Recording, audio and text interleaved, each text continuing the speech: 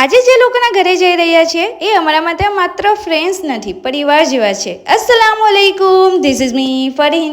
તો આજે અમે લોકો આવી ગયા છે નવસારી. સૌથી પહેલાં અમે ઝુડિયો આવ્યા, કારણ કે મારા હસબન્ડના ફ્રેન્ડ્સ અમેરિકાથી ઇન્ડિયા આવ્યા છે અને એમની નાની બેબીને હજુ સુધી મળ્યા ન હતા. એટલે વિચાર્યું કે ખાલી હાથ તો ન જવું, ચાલો પહેલાં ગિફ્ટ લઈ લઈએ. શોપિંગ શરૂ થયું એટલે ફરીહા અને મોહમ્મદ તો પોતાની જ દુનિયામાં, મને આ જોઈએ, મને તે જોઈએ, અને બીજી બાજુ મારા હસબન્ડનું પોકેટ શાંતિથી હરવું થતું જતું હતું. આખરે બધાની શોપિંગ પૂરી થઈ ગઈ અને અમે એમના ઘરે જવા માટે નીકળી ગયા. જેમ જ અમે આવ્યા અને ઉપર ગયા, એમની નાની બેબીએ અમને જોયા અને એકદમ ખુશ થઈ ગઈ.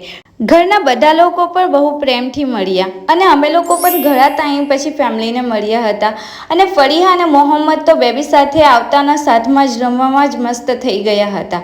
અને હા, આ મારા હસબન્ડના ખાસ મિત્ર છે, એટલે એમના ઘરે જઈએ ત્યારે ક્યારેય એવું લાગતું જ નથી કે કોઈના ઘરે આવ્યા છે. એકદમ પોતાના પરિવાર જેવું જ ફીલ થાય છે.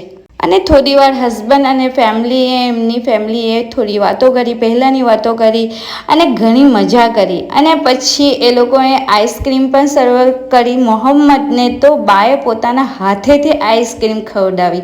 એ દ્રશ્ય જોઈને દિલ ખુશ થઈ ગયું. આખરે થોડો સરસ સમય સાથે પસાર કરીને અમે અમારા ઘરે જવા માટે નીકળી ગયા. સાચે જ પરિવાર જેવા મિત્રો સાથે વિતાવેલી આવી પળો હંમેશા યાદગાર બની જાય છે.